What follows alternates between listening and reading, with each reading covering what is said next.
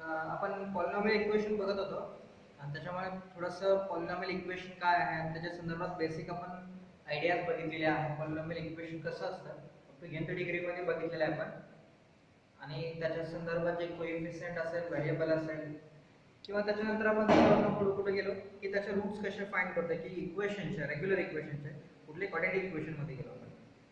आता quadratic equation बघितलं तर मेन बघायला की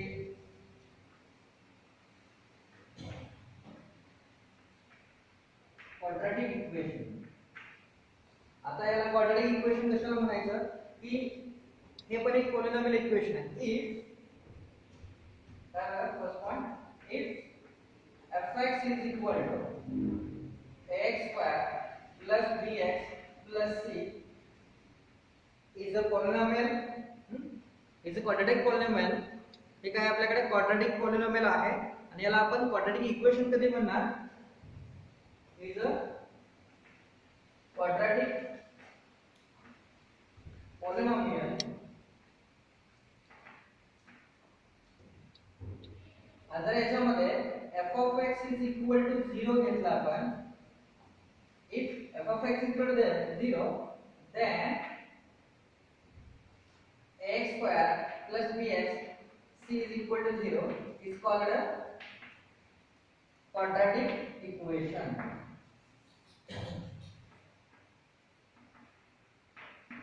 काय होईल जर polynomial इक्वेशनला fx is equal to 0 घेतला आपण, तर ते येणारं इक्वेशन म्हणजे पॉलिनॉमियल इक्वेशन कुठलं, क्वाड्रॅटिक पॉलिनॉमियल आहे. त्याच्यामध्ये आपण काय घेतलं की fx is equal to 0 घेतलं, तर जे इक्वेशन आपल्याला मिळतं त्याला काय म्हणतो आपण, क्वाड्रॅटिक इक्वेशन म्हणतोय. आता हा स्टँडर्ड फॉर्मॅट बघितलेला आहे की त्याला आपण क्वाड्रॅटिक इक्वेशन म्हणतोय. वेअर काय बघायचं, वेअर ABC काय रियल कोएफिशियंट्स, काय real कोएफिशियंट्स.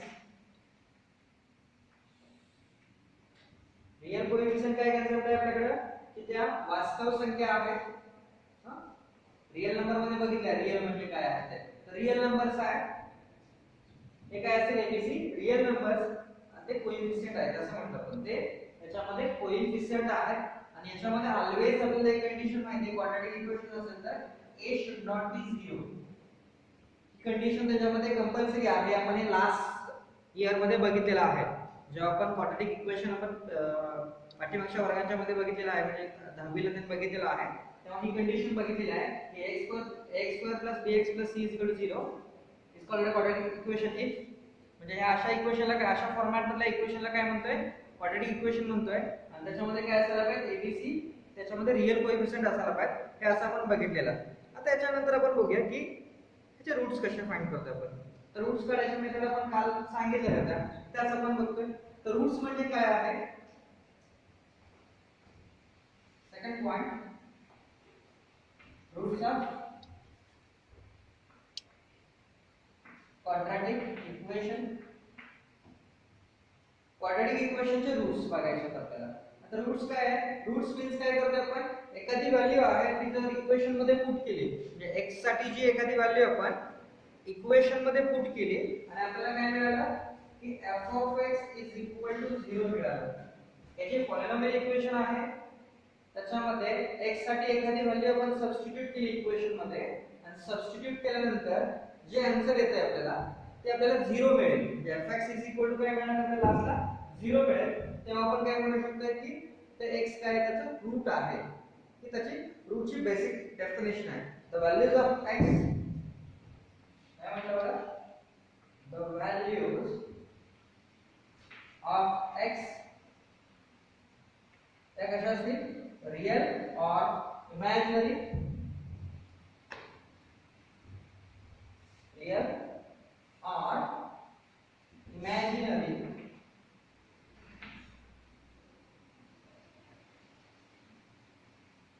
which satisfies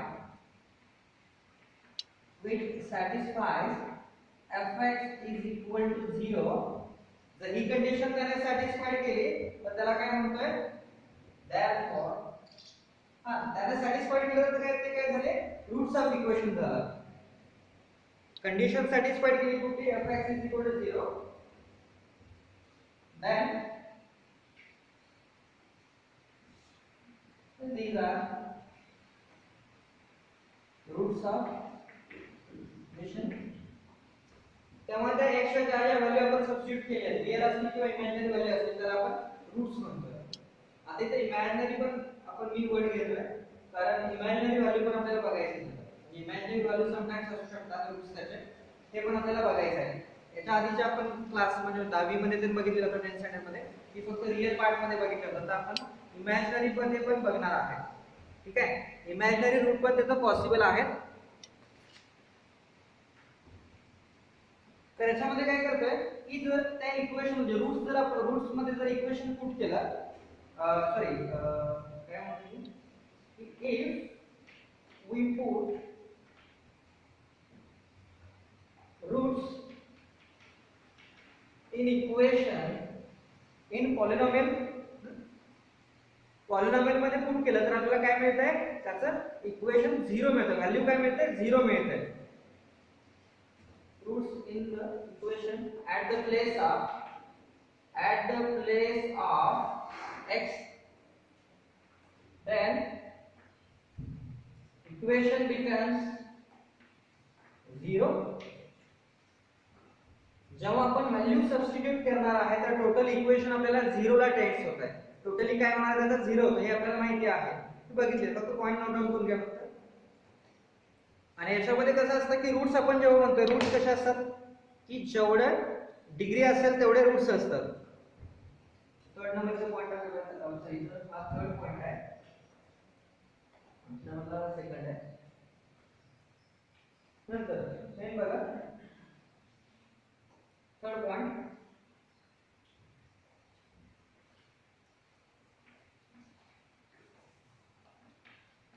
number of degree is equal to number of roots. आता ही कंडिशन आहे ती पॉलिनॉमियल साठी आहे की जेवढे त्याची पॉवर असेल जेव्हा त्या इक्वेशनची डिग्री जेवढी असणार आहे त्याच्याशी रिलेटेड त्याचं काय असणार आहे की रूट्स तेवढे मिळतील आपल्याला. जेवढी डिग्री तेवढे रूट्स मिळणार आहेत. ते काल आपण एक्झाम्पल मध्ये बघितलं होतं. तर इथे बघा x² असेल हायेस्ट पॉवर किती स्क्वेअर आहे तर त्याचे रूट्स 2 असणार आहेत.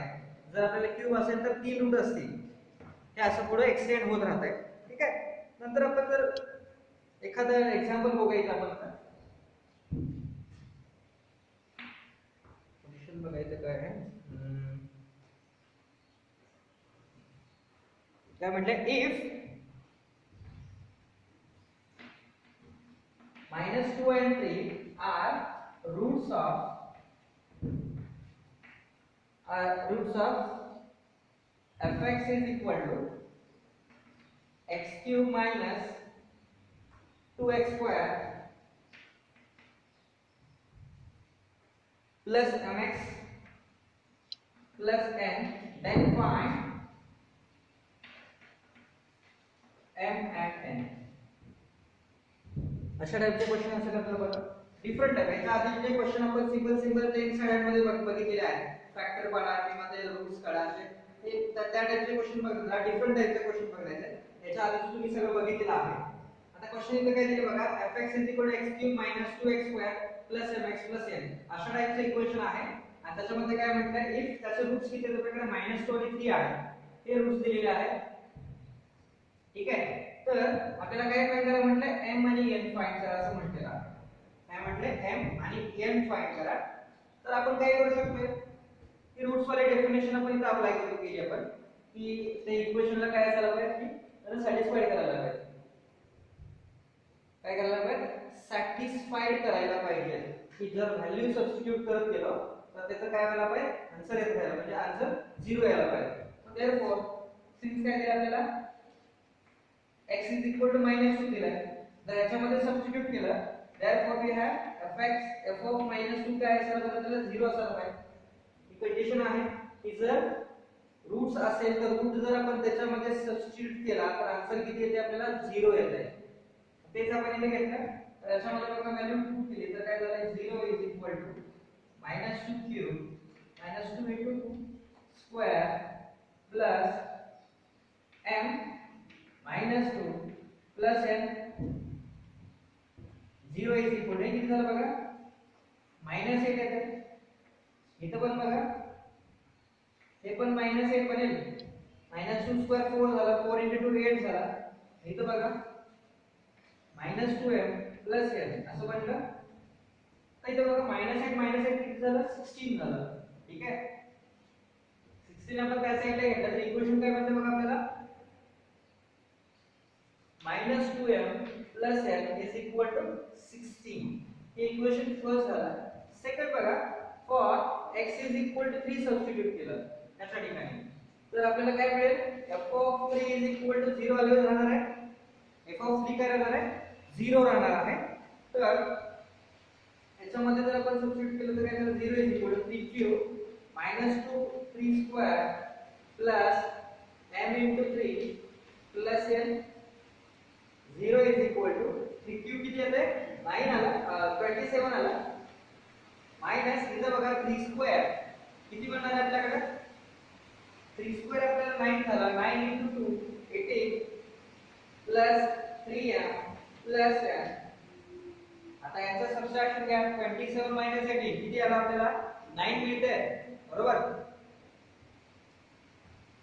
आणि 9 आपण त्या साइडला घेतलं तर ते -9 होईल म्हणजे 3m plus n is equal to -9 हे इक्वेशन सेकंड मिळालं आता इक्वेशन फर्स्ट आणि सेकंड आपण सॉल्व करूया आता ते जर सॉल्व करायचं तर आपण काय करूया सबट्रॅक्ट करूया काय करूया इक्वेशन 1 - 2 करूया तर बघा आता इक्वेशन 2 - 1 म्हणूया तर 3m plus n is equal to -9 इथं बघा -2m plus n is equal to 16 आता सबट्रॅक्शन करायचं तर हे मायनस प्लस झालं त्याचं माइनस आणि याचं माइनस झाला 3m plus 2m that is 5m here n cancel and -9 -16 किती झालं ते -25 right therefore m is equal to काय झालं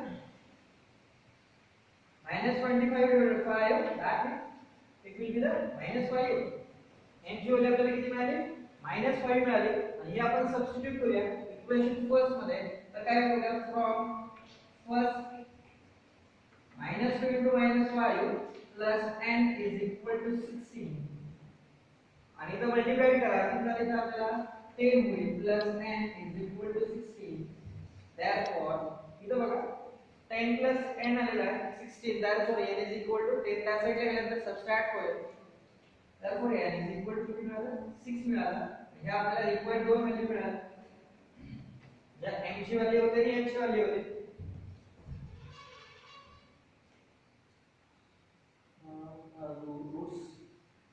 roots of equation what are the equation roots of equation first point and second point and third point हे general साठी आपण घेतला तर हे असं होईल अंडरस्टँड अजून एक्झाम्पल बघूया याच्यावरती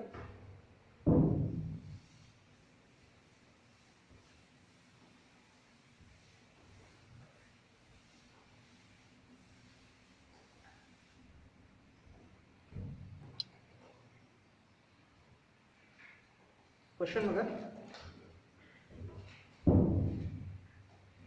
रूट्स ऑफ काय करायचं आपल्याला question second find the roots of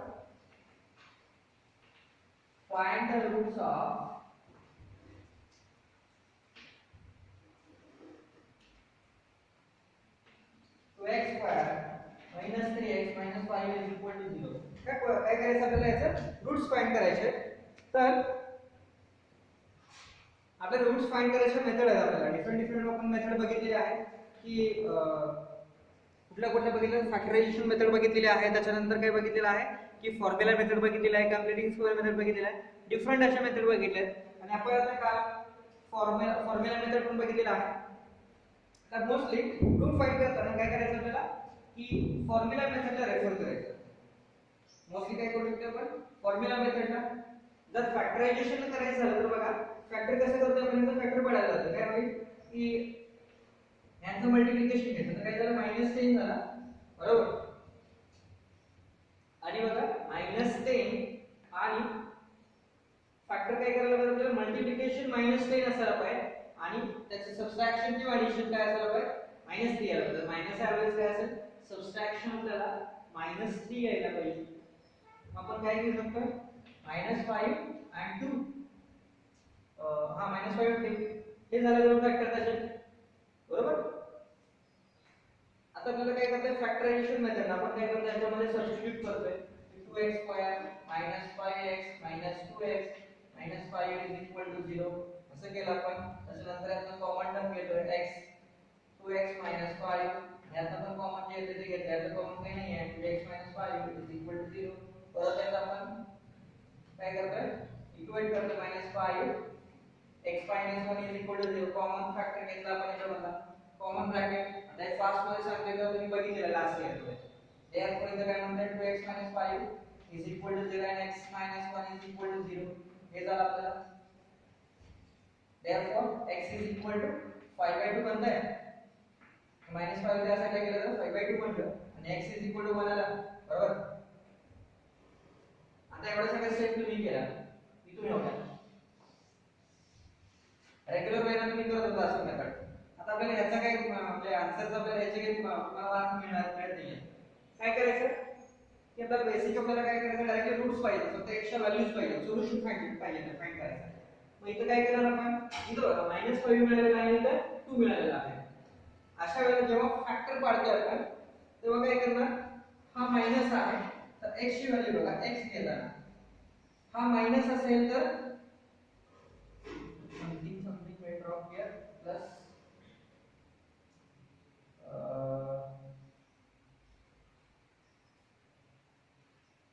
हे प्लस असायला पाहिजे हे प्लस आहे सॉरी हे वाला टर्म प्लस आहे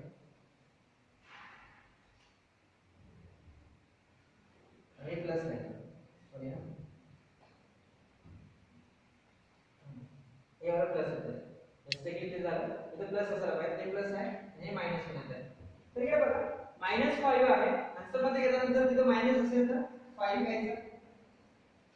कशामध्ये बघा कुठलाही अशा टाइपचे क्वेश्चन असेल तर आन्सर घेणार बघा फॅक्टर पाडले आपण -5 आहे तर इथे +5 घेतलं बरोबर. नंतर इथं जर कोएफिशिएंट असेल तर तो इथे डिवाइड करायचा 5/2. दुसरा फॅक्टर बघा x = 5 तर प्लस आहे +2 आहे तर आपण घेताना -2 घ्यायचा. नंतर कोएफिशिएंट किती 2 आहे डिवाइडेड बाय 2 तर x किती झालं आपल्याकडे -1 आलं बघा हे संतर आलेलं आपल्याकडे. असं करू शकतो आपण. अजून घ्या कुठलं एक्झाम्पल अजून क्वाड्रॅटिक इक्वेशन घ्या कुठलंही ज्याचे आपल्याला रूट्स मिळतील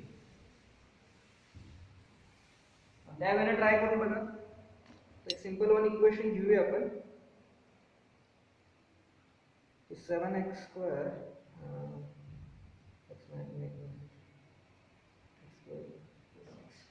बघा x² + x - 56 = 0 हे इक्वेशन आहे. आता याचं बघा मल्टिप्लिकेशन किती आहे -56 आहे therefore काय असायला पाहिजे आपल्याला इथं आणि सबट्रॅक्शन किती आपण +1 असायला पाहिजे. म्हणजे 8 7 जा -7 असायला पाहिजे 8 7 जा 56 आणि 8 - 7 किती येते किती येणार आहे 1. आता इथं फॅक्टर किती आहे कोएफिशिएंट किती आहे 1 आहे. लीडिंग कोएफिशिएंट 1 आहे आपल्याकडे ठीक आहे. लीडिंग कोएफिशिएंट म्हणजे काय झाला जो हायेस्ट पॉवर आहे त्याचा कोएफिशिएंट 1 आहे. मग x ची व्हॅल्यू काय घेणार हा प्लस आहे घेताना काय घेणार मग मायनस घेणार डिवाइडेड बाय किती याचा कोएफिशिएंट 1 आहे 1 घेतला. x हा मायनस आहे तर इथे येणार किती ना प्लस येणार. लीडिंग कोएफिशिएंट 1 आहे डिवाइडेड बाय 1 किती आलं x मायनस आहे आणि x 7 इझी आहे. आपण डायरेक्टली असं करू शकतो. मग त्याचा जर कोएफिशिएंट जरी असेल आपल्याला जरी आपल्याकडे काय असेल कोएफिशिएंट असेल तर तरी पण आपण आन्सर त्याचं काढू शकतो. समजा आपल्याकडे असं दिलेलं आहे इक्वेशन 3x² - 5x + 7 = 0 हे इक्वेशन आहे आणि आपल्याला याचं काय करायचं फॅक्टर पाडायचं आहे. तर इथं बघा जर याचा फॅक्टर पाडले आपण तर किती येणार आहे 7 3 जा 21 आला. फॅक्टर पडते याचे 7 3 जा 7 3 जा आता हे रेग्युलर मेथडने केलं तर आपल्याला इथं फॅक्टर्स पडणार नाही. आपल्याला 7 आणि 3 फक्त 21 चे दोनच फॅक्टर मिळतात, 721. तर अशा वेळेला आपण काय करतोय मग फॉर्म्युला मेथड यूज करतोय. काय करायचं फॉर्म्युला मेथड. तर फॉर्म्युला मेथड यूज केलं तर आपल्याला फॉर्म्युला काय सांगतो x is equal to minus b plus और minus 4 root of b square minus 4ac असे करतो डिवाइडेड बाय काय लिहितो आपण 2a. तर x इज इक्वल टू इथे काय येऊ शकतं बघा पॉसिबल माइनस आहे तर माइनस माइनस काय झालं प्लस झालं. ठीक आहे इथं बघा a इज इक्वल टू 3 आहे, b is equal to minus 5 आणि c इज इक्वल टू 7 आहे. त्याच्यामध्ये सबस्टिट्यूट करा. हे फाइंड झालं प्लस और minus root of b square किती झाला याचा स्क्वेअर 25 आला माइनस इथं बघा हे काय जातंय निगेटिव्ह व्हॅल्यू येते. हे थोडंसं क्वेश्चन नको याला इथं निगेटिव्ह येणार आहे त्याच्यामुळे इथं थोडासा फॅक्टरला प्रॉब्लेम आहे. दुसरा क्वेश्चन घेऊया आपण त्याच्यासाठी.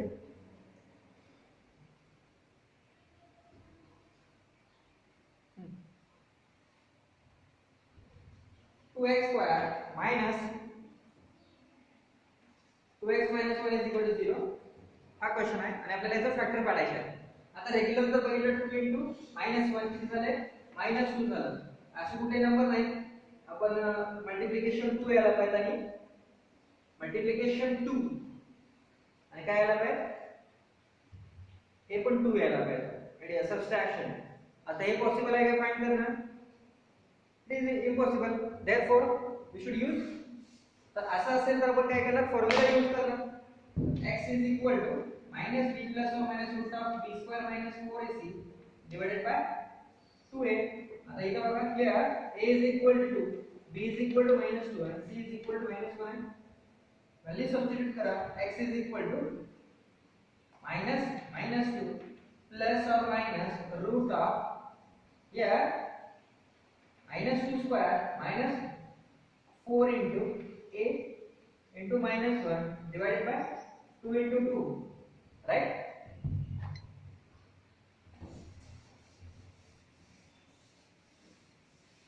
व्हॅल्यू सबस्टिट्यूट केली आपण त्याच्यामध्ये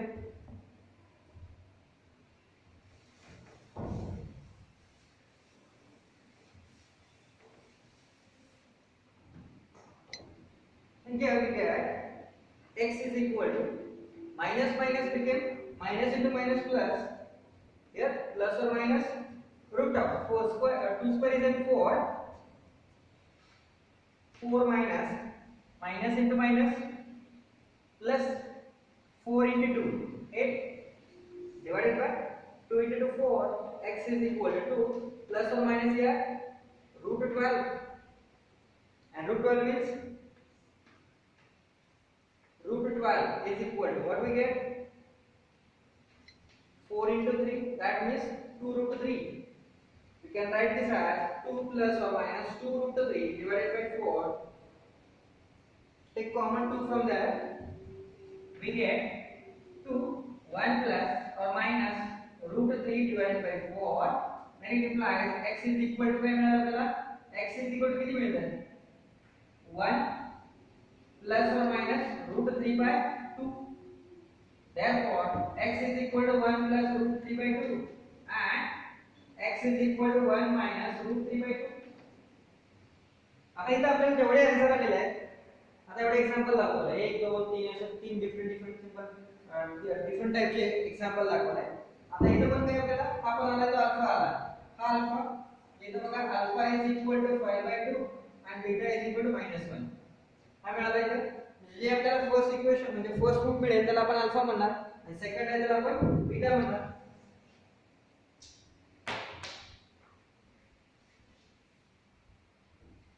इथं पण बघा हा अल्फा आहे त्याला आपण अल्फा म्हटलं that will be the beta. ठीक आहे here also alpha 1 plus root 3 by 2 and beta is equal to 1 minus root 3 by 2. आता हा इक्वेशनचा फॉर्मॅट असं मिळाला आपल्याला. हे इक्वेशन आहेत आपण वेगळ्या वेळेला पण लिहू शकतो असं डायरेक्टली आहे तर आपण हे हे अशा फॉर्मॅट मध्ये पण आपल्याला लिहिता येतं x minus alpha and x minus beta म्हणजे आपली रेग्युलर मेथड आपण ही आहे हे रेग्युलर मेथड आन्सर काढायला आपण हे अशाही फॉर्मॅट मध्ये लिहिता येईल इज इक्वल टू 0 हे प्रत्येक इक्वेशन असतील तर हा इक्वेशन x मायनस अल्फा आणि x मायनस बीटा या फॉर्मॅट मध्ये लिहिता येते हे पण इक्वेशन लिहायचं झालं तर काय येते बघा आपण काय केलं इथं की रेग्युलर आपण फॉर्म्युला मेथड यूज केली तर फॅक्टर मध्ये जर टाकलं तर आपण काय करायचं x minus 1 plus root 3 by 2 into x minus 1 minus root 3 by 2 is equal to 0 अशा पण फॉर्मॅट मध्ये लिहितो म्हणजे जो की जी रेग्युलर मेथड होते फॅक्टरायझेशन मध्ये हे बघा फॅक्टरायझेशन कुठे केलेलं आपण की रेग्युलर फॅक्टराइज करत आलेलो आणि ह्या ठिकाणी आपण पोहोचले बघा ही जी टर्म आहे हेच आपल्याला काय डिनोट करतंय की अल्फा आणि बीटा डिनोट करतंय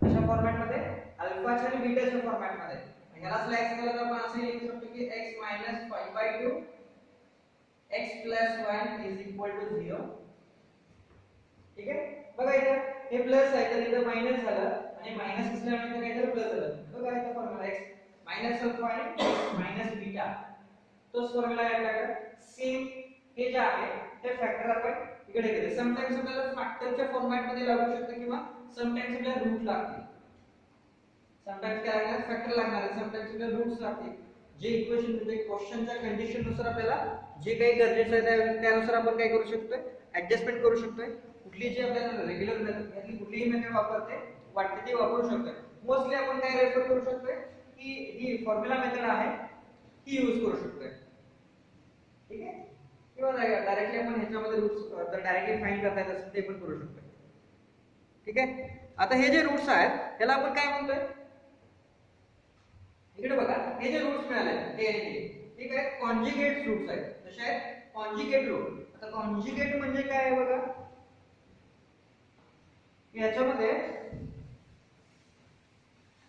साइनचा डिफरन्स असतो साइन म्हणजे काय बघा की इथं बघा पहिली टर्म काय दिसते आपल्याला 1 प्लस रूट 3/2 असं दिसतंय दुसरी टर्म काय दिसते 1 मायनस रूट 3/2 हे असं दिसतंय त्याच्यामध्ये बघा कॉन्जुगेट मीन्स बघा हा जो साइन दिसतोय इथं प्लस आहे आणि ह्या ठिकाणी मायनस आलेला आहे रूट आल्यानंतर काय येते की जो इररेशनल पार्ट आहे त्याच्यामध्ये काय येते रूट नंतर काय मिळतं आपल्याला की एकदा प्लस आणि एकदा मायनस मिळते आपण हा पार्ट सॉल्व्ह करू शकत नाही इररेशनल फॉर्मॅट मध्ये जातो हे दोन्ही नंबर कसे मिळतात आपल्याला इररेशनल मिळतात काय मिळतात इररेशनल बिकॉज ऑफ रूट 3 आहे रूट 3 कसा नंबर आहे आपल्याकडे रूट 3 किंवा रूट 3 आहे पण आपण ह्याच्यामध्ये बघितलेलं आहे इररेशनल नंबर्स मध्ये बघितलेलं आहे की square root of prime number हे ऑलवेज काय आपल्याला इररेशनल नंबर मिळतोय आता 3 हा प्राइम नंबर आहे त्याचा रूट घेतला तर ऑलवेज काय मिळालं ते इररेशनल नंबर मिळाला ठीक आहे आता इररेशनल नंबर मध्ये एडिशन करा सबट्रॅक्शन करा किंवा त्याला डिवाइड करा सेम राहते इररेशनल मध्ये इररेशनलचा इररेशनलच होतोय काय बोलतो इररेशनल नंबरचा इररेशनलच नंबर राहणार आहे ठीक आहे इररेशनल मध्ये रॅशनल नंबर ऍड केला किंवा डिवाइड केला किंवा सबट्रॅक्ट केला तर ऍज इट इज इररेशनल नंबरच होतो नवीन वेगळा नंबर मिळेल तर तो इररेशनल नंबर आहे इररेशनलचा रॅशनल होणार नाही ठीक आहे देयरफॉर हे बघा ह्याच्यामध्ये काय राहतं इररेशनल नंबर मध्ये अशा टाइप मध्ये एक कॉन्जुगेट राहतं एक प्लस आहे आणि काय राहतं मायनस होतोय की कॉन्जुगेट पेअर झाले तर कॉन्जुगेट नंबर म्हणजे काय झालं शब्दामध्ये बघा की लक्षात ठेवा की साइन मध्ये डिफरन्स असतो कॉन्जुगेट पेअर आपल्याला अशा वे मध्ये बनणार आहे आता हा या टर्म पण आपल्याला लक्षात राहायला पाहिजे म्हणजे आपल्याला इथे बघा की जर रॅशनल नंबर असेल जो रूट जर रॅशनल असतील if roots are rational then these are the conjugate of each other काय म्हटलं कॉन्जुगेट असणार रूट जर इररेशनल आपल्याला मिळत असतील तर ते एकमेकाचे कॉन्जुगेट असणार आहेत ठीक आहे तर इथं पण आपण पार्ट बघितलेला आहे याचा पुढचा जो पार्ट आहे पण की याचा पुढच्या लेवलचे इक्वेशन म्हणजे क्यूबिक इक्वेशन असेल किंवा फोर्थ ऑर्डरचे असेल थोडंसं त्याचं बेसिक इंट्रोडक्शन आपण बघणार आहे जास्त डीप मध्ये तिथं पण जाणार नाही आपण बेसिक्स हे सगळं बघतोय ते बेसिक बघतोय की थोडंसं आपल्याला काय काय त्यांचं नवीन कन्सेप्ट थोड्याशा काय यूज होऊ शकतात अशा टाईपचे क्वेश्चन बघतोय. आता जर तुम्हाला ह्याच्या व्यतिरिक्त अजून काही क्वेश्चन सॉल्व्ह करायचे असतील करू शकता ह्याच्या बेसवरती. ठीक आहे, थँक्यू.